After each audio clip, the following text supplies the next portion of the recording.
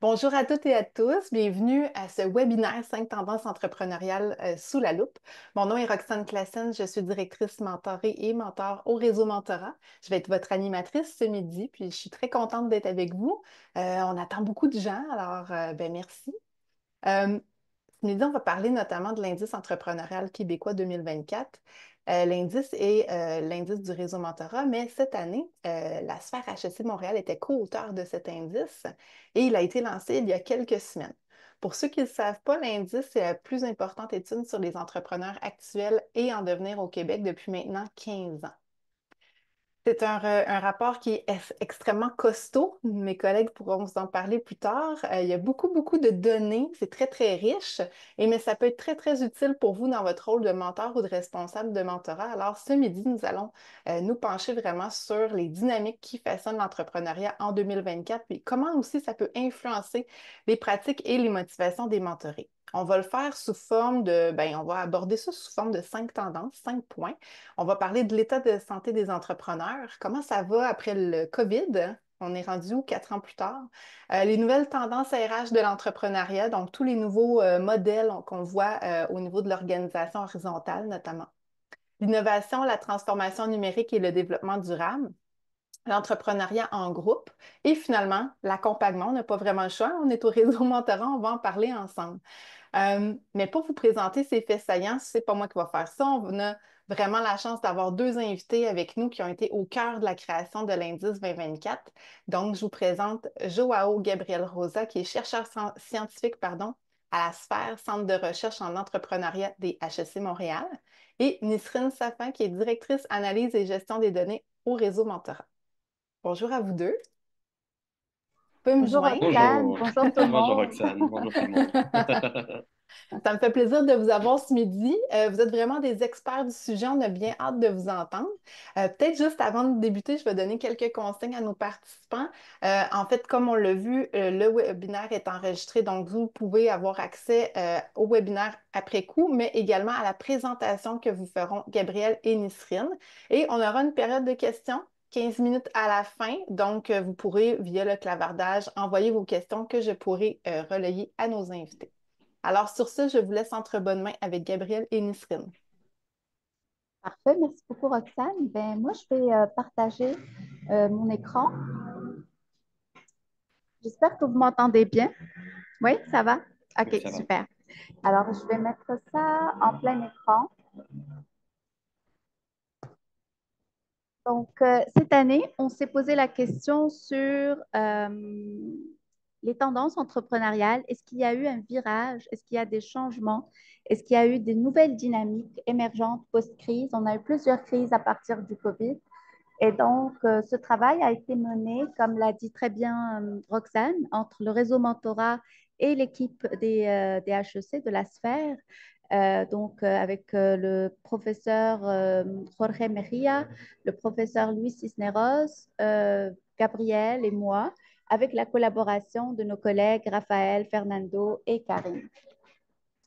Donc, comme vous le savez, on a quand même un réseau d'organismes avec lesquels on collabore.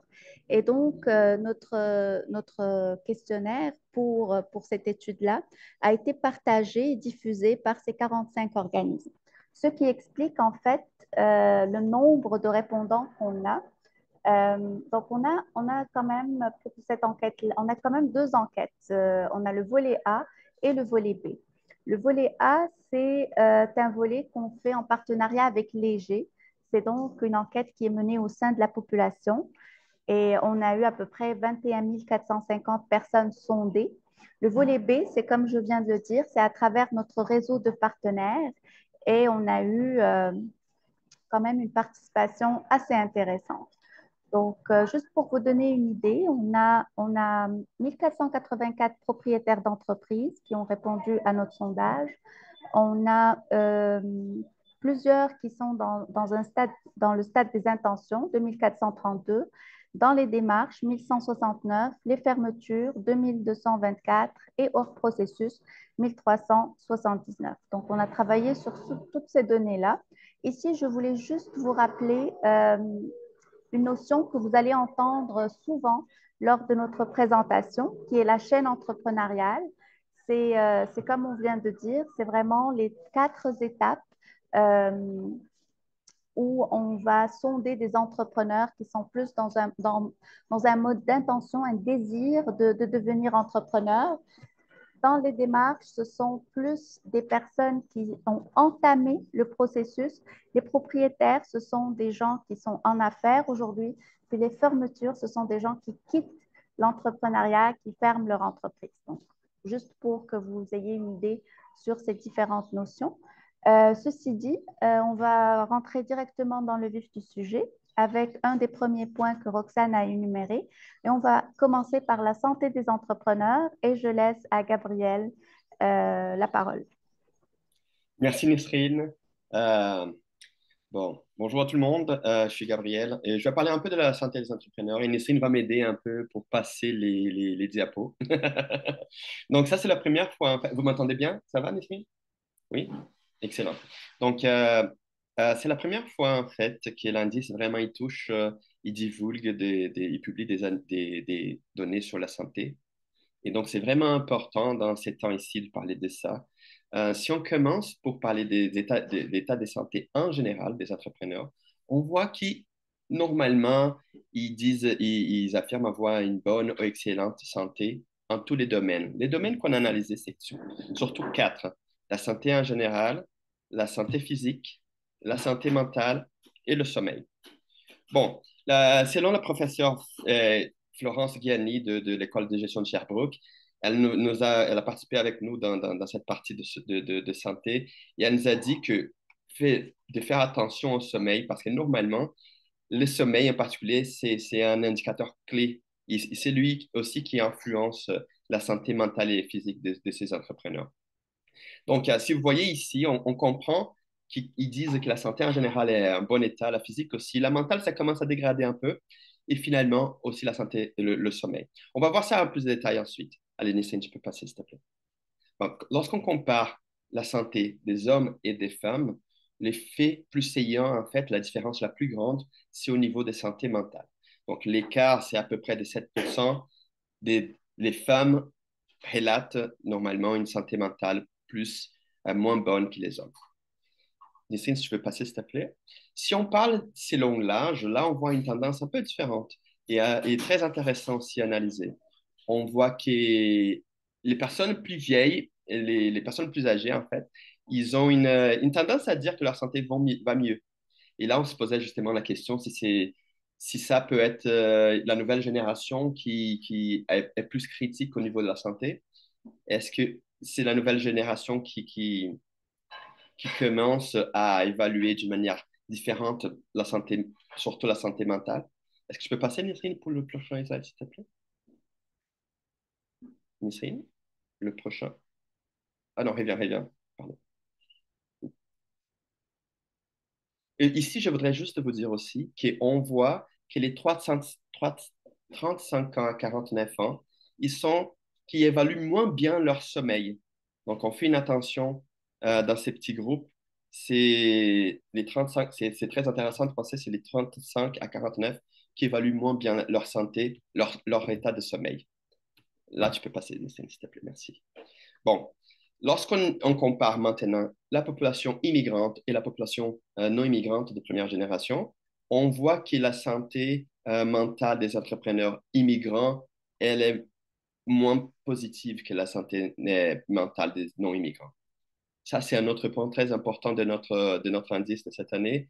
De comparer, on a vu les femmes souffrir un peu plus, au relate souffrir un peu plus. Et ici, on voit aussi les immigrants, qui, si vous voyez la perception négative, elle est de plus de 6% plus grande chez les immigrants que chez les non-immigrants.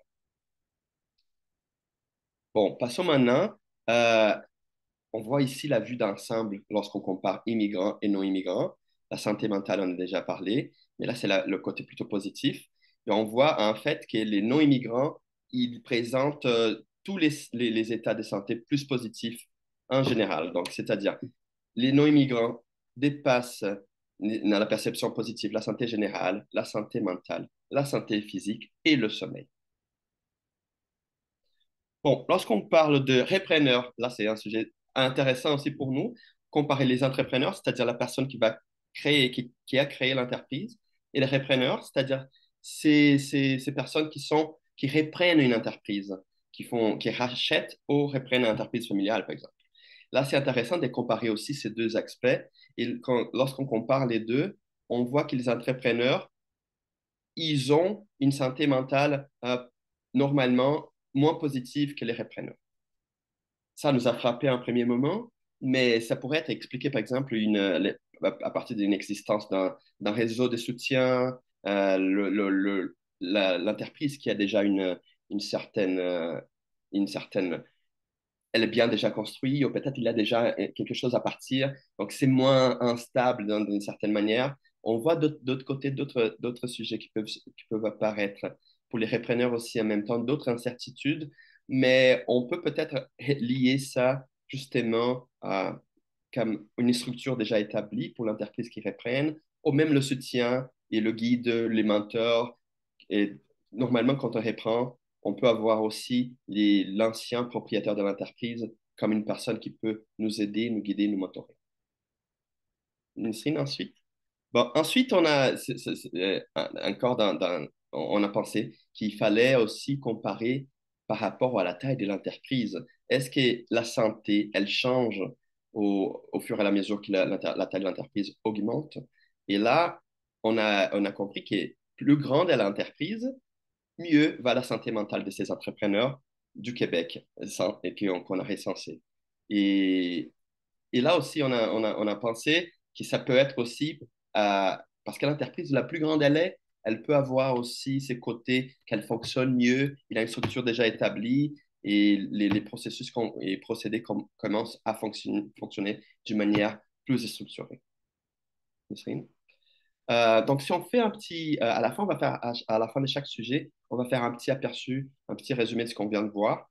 Ce qu'on vient de voir sur la santé de l'entrepreneur, c'est que les 35-49 ont une perception plus pessimiste de leur santé globale. On ne voit par contre qu'en général, une personne sur cinq indique avoir un mauvais sommeil. Donc, des fois, la santé des entrepreneurs est très, très liée à l'état de l'entreprise, des santé de l'entreprise, disons. Et on voit ici que le sommeil, c'est peut-être cet indicateur. Ils ne veulent pas dire normalement, des fois, comment leur santé, elle va. Et on évalue normalement bien. Et on voit sur le sommeil cet indicateur dès que les choses ne vont pas si bien qu'on imaginait. On voit aussi une dégradation, plutôt le côté chez les femmes et chez les immigrants. Ensuite, on voit aussi que les repreneurs, ils déclarent être en état de santé un peu mieux que les entrepreneurs. On voit aussi à la fin que les entrepreneurs plus jeunes sont plus critiques dans l'évaluation de leurs états de santé. Et là, comme j'avais dit, on pense que peut-être c'est parce qu'il y a une prise de conscience plus forte chez les nouvelles générations. Bon, je vous laisse la parole à Nesrine avec le prochain sujet. Merci beaucoup, Gabriel. Donc, on va enchaîner avec les nouvelles tendances de l'entrepreneuriat, mais plus tout ce qui touche aux nouvelles formes d'organisation, puis aux nouvelles façons de gérer les ressources humaines, en fait. Donc, surtout l'organisation hiérarchique. Donc, ici, si vous voyez mon écran, on a sondé les propriétaires d'entreprises pour voir quelles sont disons les tendances ou les pratiques et principes pour lesquels auxquels ils croient en fait le plus. Donc, on a 87,8% qui encouragent en fait leurs employés à prendre des initiatives, à être responsables. Donc, aussi 87%, qui est à peu près la même chose, là, qui veulent avoir une communication transparente au sein de leurs organisations, permettre à toutes les personnes de l'entreprise d'avoir accès aux informations nécessaires. Ensuite, en troisième position, ce sont les pratiques managériales qui reposent sur la confiance, l'autonomisation, donc le pouvoir d'action de l'individu, le développement des personnes, l'empowerment. Et ensuite, on voit que un des points qui reste aussi important pour les propriétaires, c'est de donner la liberté à leurs employés de gérer leur temps, leurs tâches et leurs projets de manière autonome.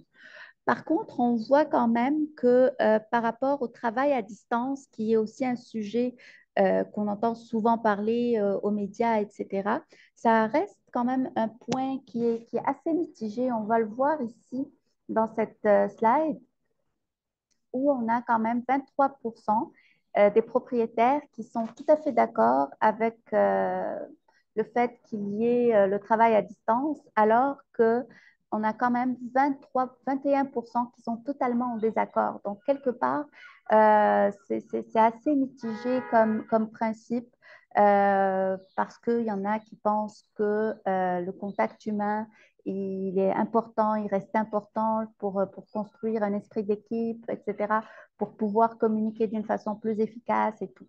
Donc ça, c'est vraiment un point qu'on a vu assez mitigé. Un autre point, c'est le dernier, c'est l'absence de poste précis, de rôle pluriel et changeant. Donc, selon le besoin, on va pouvoir avoir la même personne sur différentes tâches. Puis, on se posait la question, c'est quand même un 42,2%. Peut-être que c'est une tendance qui est en train de prendre place et puis de devenir une façon de faire. Ensuite, toujours dans les mêmes, dans la même, dans le même ordre d'idées, euh, tous ces principes-là qu'on vient de lire ensemble, qu'on vient de sonder, ce sont les principes de l'entreprise libérée, de l'entreprise opale. C'est toutes ces entreprises qui se veulent comme euh, vraiment plus s'adapter aux employés, un environnement où l'employé est épanoui, où il y a vraiment une bonne ambiance de travail pour pouvoir avoir l'employé plus longtemps au sein de l'entreprise, qu'il soit plus fidèle, etc., etc. Donc ici, on voit un peu les différents principes. Et la question était, est-ce que ces principes-là correspondent à vos valeurs personnelles? On a quand même des propriétaires moins anciens avec des taux beaucoup plus élevés, comme un 93,9% de propriétaires qui sont en activité il y a moins d'un an, qui disent que ça correspond parfaitement à leurs valeurs personnelles ou entrepreneuriales. Des entreprises un peu plus anciennes, euh, par exemple, celles qui ont plus de 20 ans, on est à 80%, mais ce qui reste quand même un taux assez important. Donc, il y a cette volonté chez les propriétaires de vraiment offrir une entreprise qui permet aux employés un certain épanouissement. Ensuite, si on revient un peu, ici on voit la différence encore une fois entre les créateurs, donc entrepreneurs, et les repreneurs. On voit que ces principes-là peut-être sont plus ancrés chez des entrepreneurs parce qu'ils sont ils ont une nouvelle vision, ils veulent apporter de nouvelles choses, alors qu'un repreneur prend déjà ou reprend une entreprise avec une certaine culture. Donc, peut-être il y a déjà l'adaptation avec la culture existante, puis peut-être après, par la suite, ramener des changements ou autres. Euh, Ici, on va le voir un peu plus loin par rapport aux intentions. Les entrepreneurs qui sont encore dans l'aspect intention, eh bien, ils ont aussi la volonté d'encourager à prendre l'initiative, à responsabiliser, un taux qui est un peu similaire aux propriétaires dans les 87,8%. La communication également, ça reste un point important. On voit que, par exemple, les entrepreneurs, à l'étape des intentions, ils veulent avoir une structure plus plate, des décisions prises de manière plus collective, etc. Ils sont moins enclins, c'est 59,5, alors qu'ici, on voit que c'est quand même dans les 64,2. Donc, c'est quand même plus important chez les propriétaires. Ensuite, si on fait une forme de comparaison entre les propriétaires et les employés par rapport à tous ces principes-là, on voit que le propriétaire, il a une vision qui est assez optimiste, alors que les employés, eux, n'ont pas vraiment le même sentiment. Si on va avec chacun des principes, on va voir les différences. Donc, le premier, comme on l'a vu à plusieurs fois, c'est la responsabilisation euh, et puis le développement des personnes. Donc, l'employé voit ça comme un 41%, alors que pour le propriétaire, c'est déjà à 72% que ces principes-là sont ancrés dans son organisation. Donc, on voit vraiment l'écart. L'absence de poste précis, comme on a vu tout à l'heure, les propriétaires le voient à 45 alors que les employés à peine 26. Peut-être le travail à distance, on voit que c'est un peu une même vision entre les propriétaires et les employés. Il y a des employés qui veulent revenir au bureau, d'autres qui peut-être préfèrent le télétravail et pareil pour des propriétaires. Pour la liberté de gérer le temps, etc., on voit que quand même les employés sentent qu'ils ne sont pas si libres que ça comparé à la vision du propriétaire. Euh, la collaboration à la planification stratégique, on voit vraiment un écart qui est important entre les employés et les propriétaires. La communication transparente, etc., c'était un des premiers principes qui revenait souvent en deuxième ou troisième place. Puis là, on voit que pour les propriétaires, c'est 84%, alors que pour les employés, c'est à peine un 42%, ce qui montre vraiment un vrai gap. Pour l'organisation qui adopte une structure plate, les décisions sont prises de manière collective, décentralisée, eh bien, les employés voient ça quand même d'un œil qui est différent des propriétaires. Et pour les employés qui sont encouragés à prendre des initiatives, à être responsables, etc., on voit quand même l'écart. Donc, on voit quand une vraie différence entre la vision de l'employé puis de l'employeur ou du propriétaire. Ici, on a posé la question pour voir est-ce que l'entreprise libérée ou les principes d'une entreprise libérée correspondent à vos valeurs personnelles. Et donc, 52,9% disent que oui. Et puis, s'ils étaient en face de deux entreprises avec deux postes équivalents, et est-ce que vous choisirez celle qui affiche les pratiques d'une entreprise libérée? On a à peine 58,1% qui ont dit oui.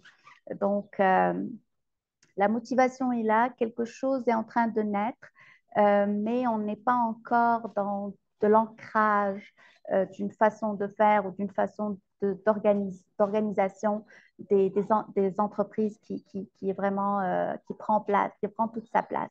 Donc, pour résumer un peu tout ce qu'on a dit, il y a des principes et actions qui sont plus importantes que d'autres que les entrepreneurs déclarent mettre en place dans leur organisation. Donc, par ordre de priorité, on a la responsabilité des employés, l'encouragement à l'initiative, la promotion d'une culture favorable à l'autonomisation, la mise en œuvre de pratiques managériales basées sur la confiance, le renforcement du pouvoir d'agir, le développement personnel des employés, l'accès à l'information et la participation à la prise de décision pour les employés. Donc, comme on a vu, le travail à distance, on a à peine 43,7% des personnes qui favorisent le travail à distance. Donc, ça reste quand même, comme on a dit, assez mitigé. Et puis, pour les nouveaux et nouvelles propriétaires, ils sont plus enclins à adhérer à ces principes-là. Puis cette adhésion, elle diminue un peu avec l'ancienneté, puis peut-être avec la réalité aussi des entreprises. Les entrepreneurs sont bien plus susceptibles de considérer ces pratiques comme intrinsèques à leur entreprise, alors que les repreneurs ont plus de difficultés à intégrer ces principes dans des structures déjà en place, comme on a dit. Et puis pour les futurs entrepreneurs, ils sont plus enthousiastes. Il y a une envie de créer de nouvelles formes organisationnelles, etc. Puis, comme on a dit à la fin, il y a les grands écarts entre les dirigeants et la population employée qui ne voient pas la réalité du même œil et où on voit une réelle asymétrie dans leur perception respective. Donc, pour la prochaine partie, je laisse la parole à mon collègue Gabriel. Merci Nesrine. Alors, on va parler un peu d'innovation, transition numérique et développement durable. Euh, Lorsqu'on parle en fait de l'innovation technologique, on voit qu'il a vraiment une intention de mener des projets, oui, des, une façon plutôt de mener des projets d'innovation technologique. Euh, on a 11,7% qui affirment des entrepreneurs qui affirment avoir l'intention des 3 années prochaines, des prochaines années, de mener des projets touchant l'innovation des procédés. Mais lorsqu'on demande les 3 dernières années, on a seulement 12% qui ont réalisé la transformation de processus d'affaires grâce à des outils d'intelligence artificielle. Donc, si on voit 12% des entrepreneurs qui ont mené ont réalisé des transformations à l'aide des outils d'intelligence artificielle, on voit que c'est quelque chose qui est en naissant, donc c'est quelque chose qui commence, mais c'est pas encore ancré dans les entreprises, l'intelligence artificielle, mais c'est quand même peut-être une tendance qu'on verra dans l'avenir, dans les prochaines années. Euh, on a demandé aussi si les gens sont en train de soit de remplacer du personnel, soit d'améliorer leur efficacité, etc., grâce à ces outils d'intelligence artificielle. Et ça confirme aussi au niveau de 8,8% que c'est encore quelque chose très de récent. Lorsqu'on demande, on a posé des questions sur les investissements en technologie, on voit que les investissements en technologie pour améliorer les ventes ont diminué durant les dernières années. C'était un 45% en 2022 et ça tombe à 36 en 2024, 36,8. On a demandé aussi sur les investissements de technologie pour faciliter ou améliorer la production. Et dans le même sens, ont diminué les dernières 2 années, de 43,2 à 39,3. Là, on a demandé alors s'ils savent, pour la transition numérique surtout, c'est un point important, si ces entrepreneurs, ils savent où chercher l'information ou le soutien nécessaire pour la transition numérique. Et seulement 34% des répondants disent savoir comment aller chercher l'information pour soutenir leur transition numérique. Bon, juste pour finir, d'une personne sur deux a l'intention d'investir des ressources financières afin de réaliser une innovation technologique au cours de la prochaine année. Donc, on voit quand même presque la moitié des personnes envisagent investir en innovation pour l'année prochaine. Merci, Nesrine. Prochain slide. On a demandé aussi, dans le sens du développement durable, notre première question, c'était autour de s'ils connaissent les objectifs de développement durable de l'ONU. Euh, c'est en fait 17 objectifs clés adoptés en 2015 pour l'agence, pour un agenda d'ici à 2030. Et on voit qu'il y a quand même peu de personnes qui connaissent. Donc, c'est encore très loin de ce qu'on imaginait. Presque 60% connaissent pas du tout en 2024 les objectifs de développement durable de l'ONU. Nisrine, le prochain slide, s'il te plaît. Merci. Donc, dans ce sens de développement durable, on a demandé à quel moment euh, ils ont fait place du développement durable dans leurs entreprises. Et la plupart, on voit qu'il y a une hausse remarquée de 3% au moment de la rédaction du plan d'affaires de l'entreprise, une hausse de 2,6% après la création d'une entreprise. En même temps, on voit une légère baisse des entrepreneurs qui ont intégré avant même de se lancer en entrepreneuriat. Donc, si on va voir ça plus en détail dans le prochain slide, si tu peux me changer, s'il te plaît. Voilà. Donc, ici, on voit euh, les moments où ils ont pensé à intégrer des principes de développement durable dans l'entreprise à partir de l'âge. Et les résultats montrent en fait que les jeunes propriétaires sont plus enclins à intégrer le développement durable dès les premières étapes de la création de leur entreprise. Et on voit que lorsque les générations plus âgées euh, on passe à 50 et même 65 plus, ils intègrent plus tard ces pratiques ou ces réflexions sur le développement durable dans leurs entreprises. Euh, Est-ce que tu peux changer, Nissim, s'il te plaît? Là, encore plus en détail, on verra que après la création d'entreprise, la tendance est croissante, même avec l'âge, et c'est même temps logique, là. Aujourd'hui, on parle beaucoup de développement durable. Et les 65 ans plus, ils ont eu plus de temps pour intégrer ces différents principes et les ressources financières. C'est pour ça qu'après la création d'entreprise, que ces publics commencent à intégrer justement cette réflexion.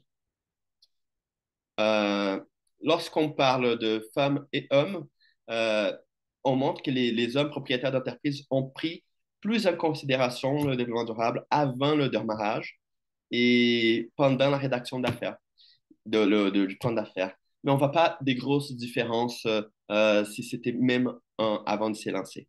C'est normalement dans le cadre de la rédaction du plan d'affaires qu'on voit ces petits écarts. En revanche, lorsqu'on parle des entrepreneurs, hommes entrepreneurs, on voit qu'ils intègrent moins les pratiques liées au développement durable, bien qu'ils souhaitent le faire. Mais par contre, les repreneurs hommes affirment que les pratiques de développement durable faisaient déjà partie de la mission de l'entreprise de laquelle ils reprennent la direction. OK, donc lorsqu'on parle de ben, développement, on a demandé en fait développement durable pour les gens qui sont en démarche, c'est-à-dire c'est les entrepreneurs qui sont en train de créer leur entreprise ou même reprendre leur entreprise.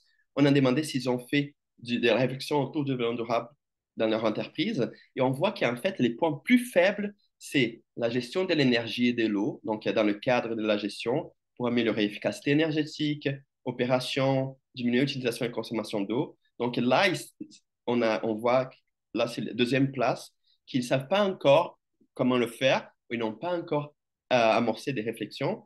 On voit le top 1, en fait, c'est les pratiques d'achat ou d'approvisionnement, donc c'est-à-dire intégrer des critères environnementaux et sociaux dans le choix d'achat, des fournisseurs, etc. Donc ça, c'est le numéro 1 des doutes ou des manques de réflexion de la partie des entrepreneurs en démarche. C'est peut-être une opportunité aussi de les aider à réfléchir sur leurs pratiques d'achat et approvisionnement adéquats au développement durable, à la réalité qu'on a aujourd'hui. Juste pour terminer, le top 3, c'est la gestion des matières premières et résiduelles, c'est-à-dire comment on va gérer nos résidus et nos matières premières. Là aussi, c'est le troisième des, qui n'ont pas encore amorcé des réflexions. Merci, Nesrine. Donc, on voit des outils émergents, on voit la transition numérique qui commence à prendre un peu plus de forme. C'est encore au début. On voit aussi qu'un propriétaire sur deux a l'intention d'investir en 2025 pour réaliser une innovation technologique. Par contre, seulement 34% savent comment aller chercher de l'information pour soutenir leur transition numérique. Et, et voilà, c'est un peu ça qu'on vient de voir. Merci, Nusri. Merci, Gabriel.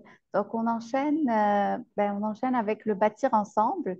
Et ici, en fait, on a posé la question aux personnes, aux nouveaux entrepreneurs qui ont l'intention d'entreprendre bientôt. Est-ce qu'ils voudraient le faire seuls ou avec d'autres personnes? Et on voit quand même que entre 2022 et 2024, il y a une légère hausse pour l'envie d'entreprendre ensemble. Donc, on voit quand même 59,5 qui souhaitent euh, entreprendre avec d'autres personnes. Pour la partie démarche, on a quand même 61,1 points pour cent qui souhaitent le faire en groupe. Donc, on voit que plus on avance un peu dans le processus, plus on comprend un peu les rouages, plus on a envie de le faire avec d'autres personnes, peut-être pour avoir plus de soutien.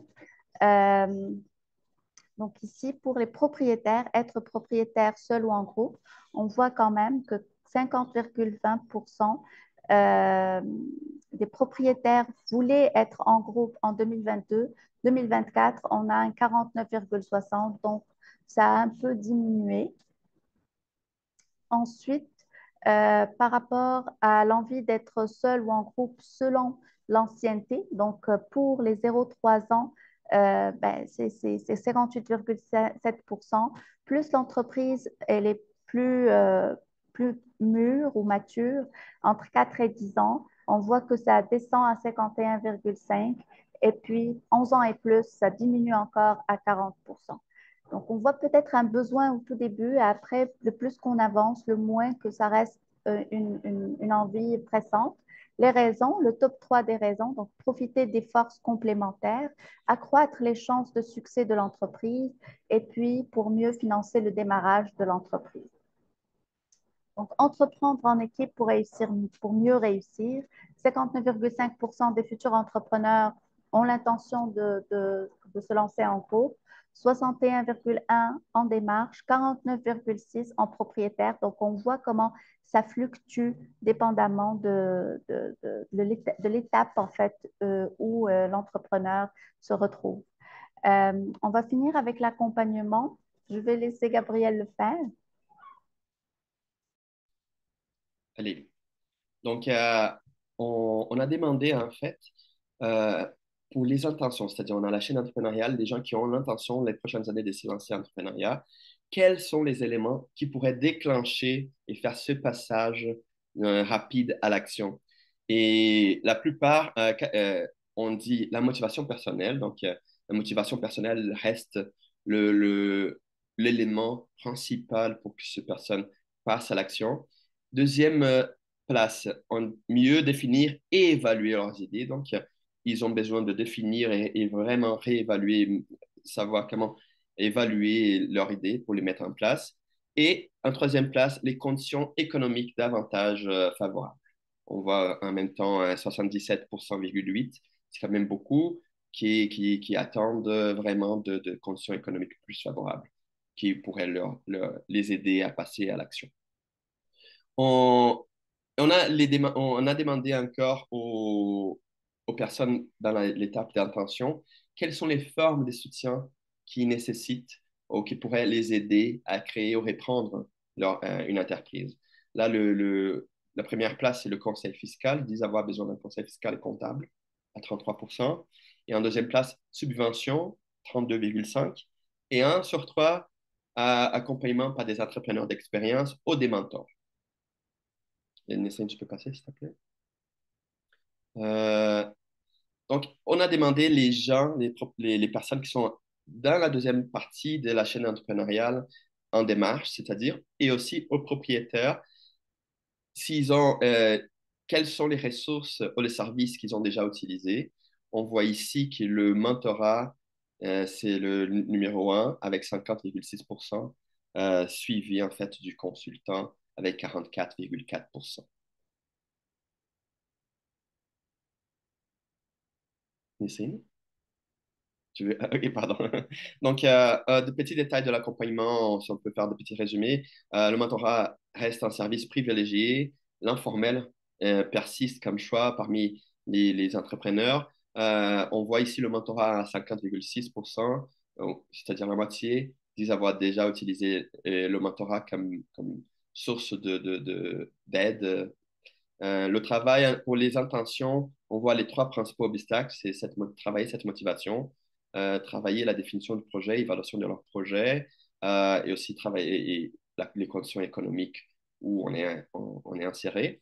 Les trois formes principales des soutiens souhaités pour ces gens qui souhaitent s'élancer en entrepreneuriat, c'est les conseils fiscaux et comptables, euh, subventions et accompagnement par des entrepreneurs d'expérience.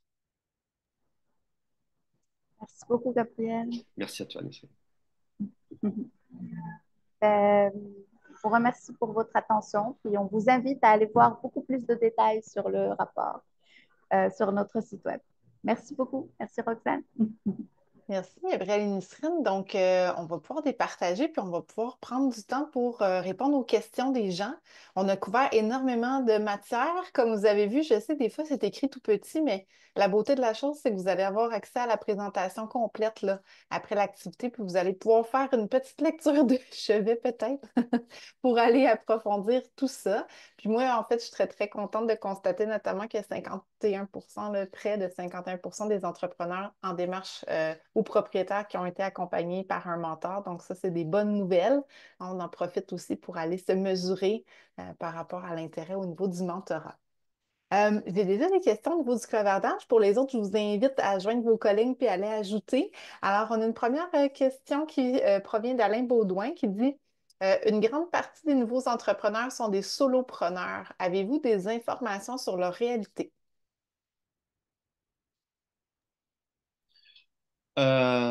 Bon, en fait, on a vu que l'entrepreneuriat en groupe est en train de monter, mais il y a quand même un bon 40%, vous avez raison, un bon 40% qui est encore solo-entrepreneur.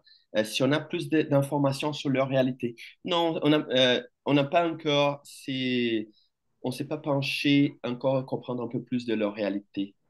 Mais ça pourrait être vraiment une chose intéressante de voir on a vu plutôt la motivation de s'élancer à un groupe, c'est-à-dire c'est cette tendance qui prend un peu plus d'envergure.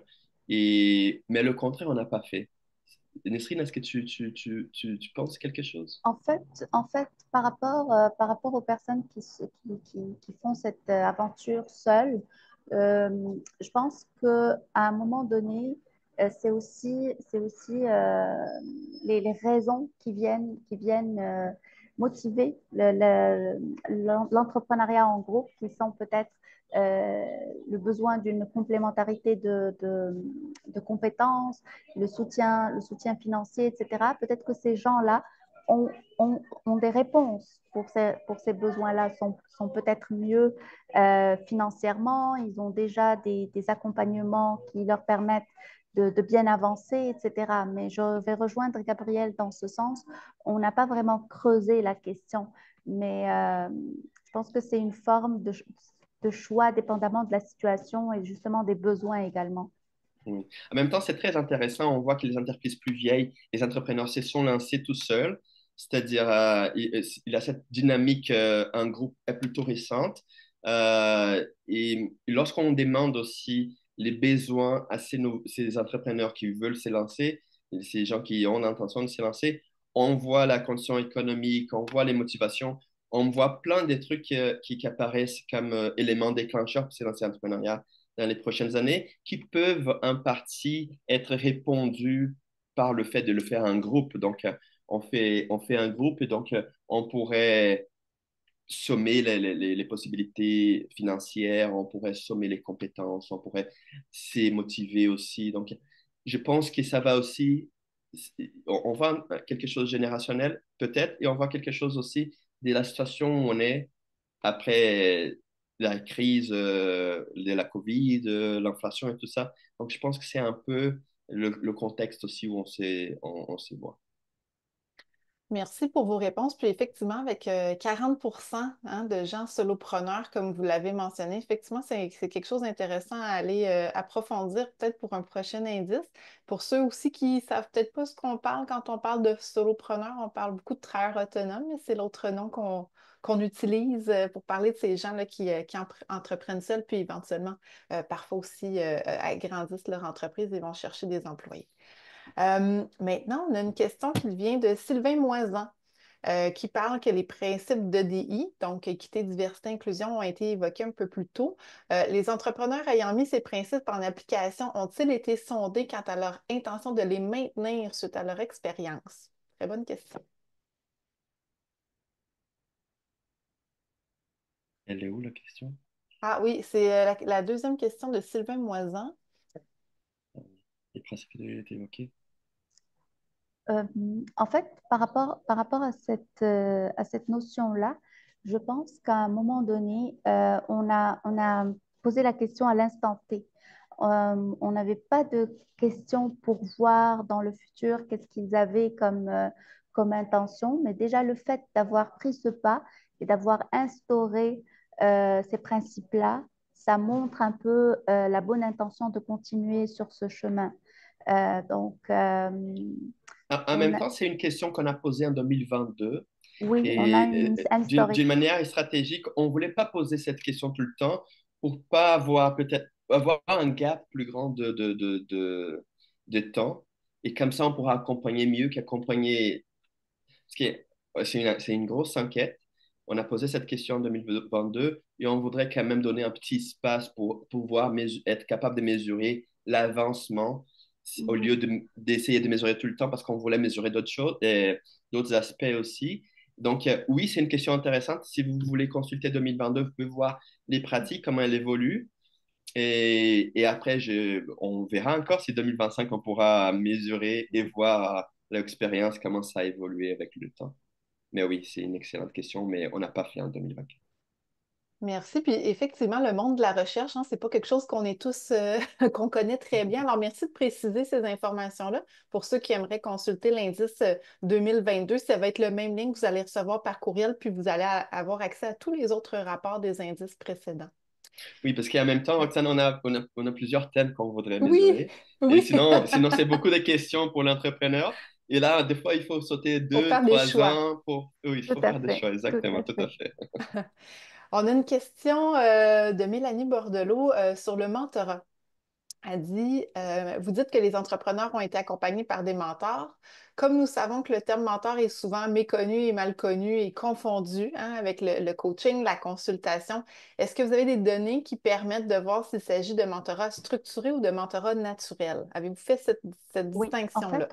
on avait deux mentions. On avait le mentorat formel et mentorat informel. Informel. Donc, dans l'analyse, on a fait en sorte d'avoir le mentorat en tant que tel. Ça englobe les deux aspects, d'où la mention dans la présentation, on disait que le mentorat informel persiste, mais du fait qu'il y avait également la mention coaching, consultance, etc., donc, je pense que c'était assez clair pour les répondants, mais on avait les deux mentions de mentorat.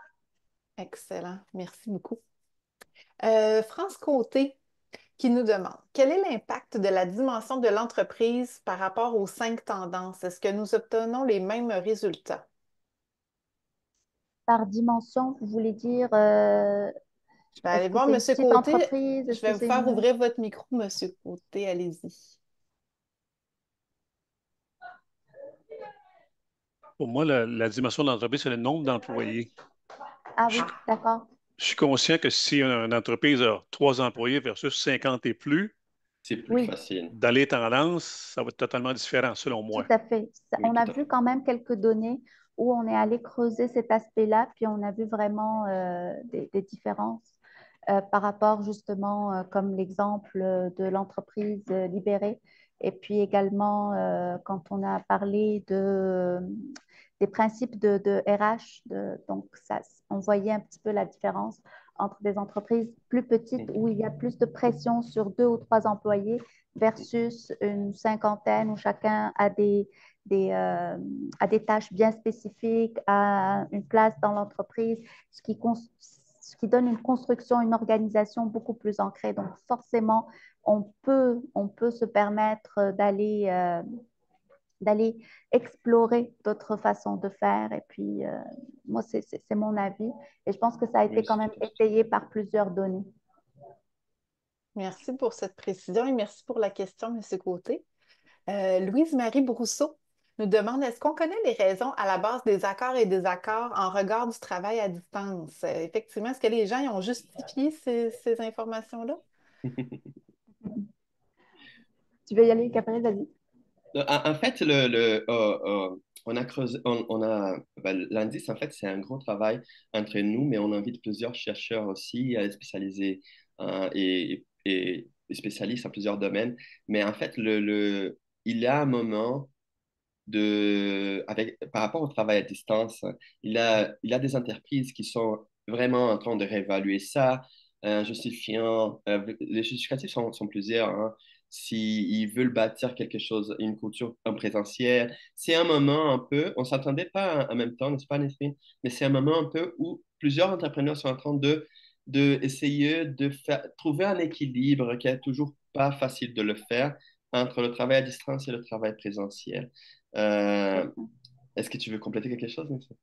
Oui, en fait, ça va vraiment dans le même sens. C'est l'idée de la culture d'entreprise, le fait de construire une équipe bien soudée, le fait de pouvoir avoir une communication plus fluide en présentiel, pouvoir avoir des discussions humaines, le contact humain aussi, puis le télétravail qui vient encore toucher le bien-être, puis la conciliation famille-travail, etc. Donc, c'est vraiment ça reste ces deux polarités qui tirent, je pense, entre les deux accords et désaccords. Mhm. Ah, Il a ouais. aussi, il a des entreprises qui arrivent moins à gérer, comme, je veux pas dire surveiller, mais gérer le travail Mm, de la personne à mm, distance. mm, Donc, il a toujours cette mm, préoccupation. C'est mm. aussi une opportunité bien entendu, de mentorat, une opportunité de formation, de comment aider aux entrepreneurs, les aider à comprendre ou à établir de moyens pour entre guillemets, surveiller la productivité de ses employés à distance. Donc, c'est Mhm. normal. Et je pense que c'est aussi un autre point. Tout à fait. C'est très intéressant. Puis, je nommerai pas la personne parce qu'elle m'a écrit en privé, mais il y a un participant qui m'a dit, c'est quand même un peu drôle, hein, parce qu'on constate effectivement qu'on a vu plutôt au niveau des nouvelles façons d'organiser le travail pour les ressources humaines qu'on veut rendre autonomes les employés, mais de l'autre côté, on est moins favorable au travail à distance, hein. Puis on voit justement au niveau des perceptions, tantôt on le voyait bien entre propriétaires et employés, Exact, c'est ça, hein? exact. Oui. C'est très lié aussi en même temps, si je me permets, à la... Ça paraît complexe. Donc, c'est pour nous aussi de peut-être décomplexer, enlever la complexité de ça.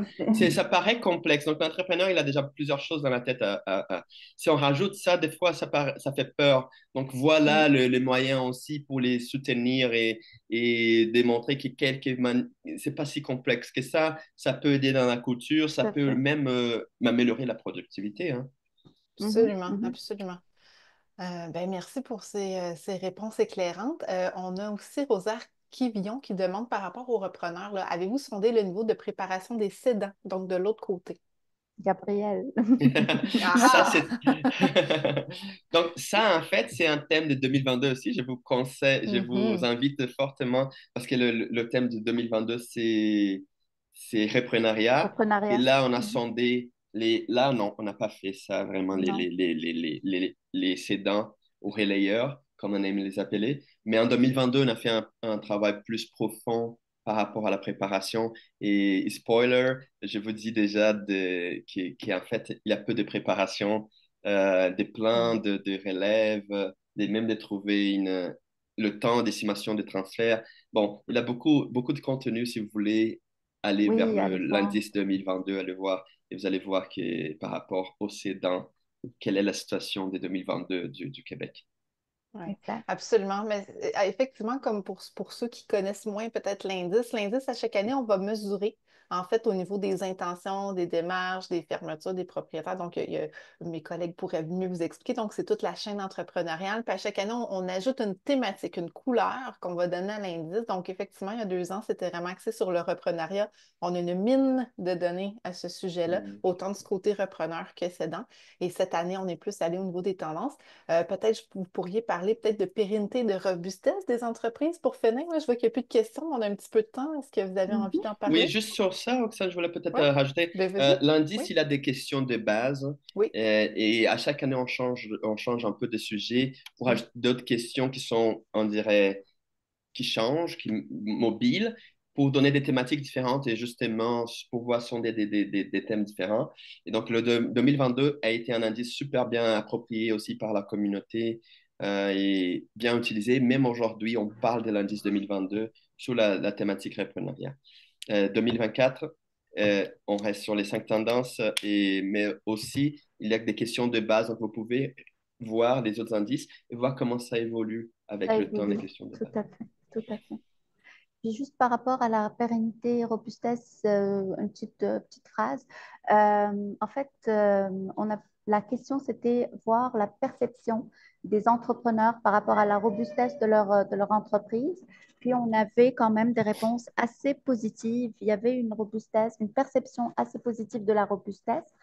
Euh, Puis on est parti voir un peu des faits, aller mesurer des éléments qui sont vraiment factuels, comme leur trésorerie, comme leur endettement, etc., etc. Puis, il y avait effectivement une amélioration qui était en train de se faire à partir de 2024. À peu près, on voyait un peu les courbes qui allaient vers le haut. On voit aussi que malgré cette robustesse-là, quand on dit, c'est à peu près, je pense de mémoire, c'était la moitié des entreprises. Par contre, ça nous dit que l'autre moitié ne se sent pas robuste et donc il y a une fragilisation quand même qui est là après ces crises qu'on a vécues. C'est ça. Juste pour compléter un peu, juste ce que Nesrine vient de dire, on a vu qu'un entrepreneur sur 3 estime que son entreprise est fragilisée et en risque Oui, d'être fermée. Donc, c'est Mm. quand même alarmant.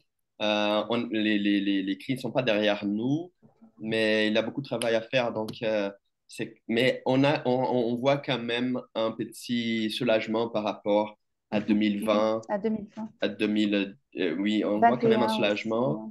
mais en même temps, il reste encore des chiffres un peu alarmants par rapport à la fragilité de quelques entreprises. Mm. Exactement.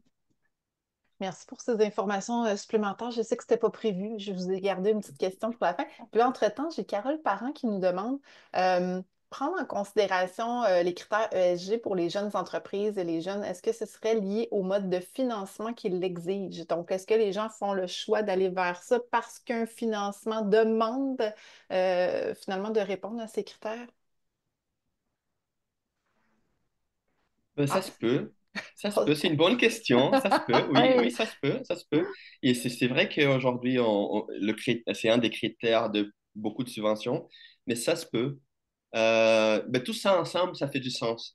Tous ces éléments, lorsqu'on voit la situation économique, un changement, euh, un monde plus, la complexité des choses, tous ces éléments à évaluer aussi on a le développement durable, qu'aujourd'hui c'est aussi, ça rentre aujourd'hui comme un des critères pour plusieurs subventions, évaluer l'impact de l'entreprise, le développement durable, ce côté plutôt durabilité. Donc, ça rentre aussi, je dirais, dans le paquet si c'est l'œuf ou la poule. mais Mais je pense qu'ils je viennent. pense que ouais, mais je pense que ce n'est pas uniquement une question de financement uniquement. Je crois qu'il y a quand même une forme de conscience qui existe mm, chez les jeunes qui veulent, avec leur volonté d'entreprendre, amener des choses nouvelles, faire des changements.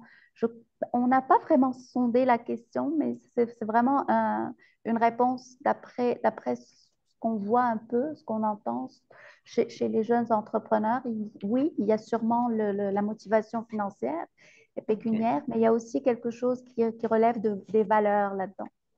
Il y a quelque chose d'intéressant aussi qu'on n'a pas abordé, que je vois Oui. que Carole Parent vient de dire, les entreprises ne l'adoptent pas, mais l'exigent de leurs fournisseurs. Mm, Ça, c'est intéressant aussi, mais ce qu'on a vu, c'est que par rapport au principe des entreprises libérées, par exemple, il y a une différence entre ce que l'entrepreneur pense qu'il fait et ce que l'employé voit.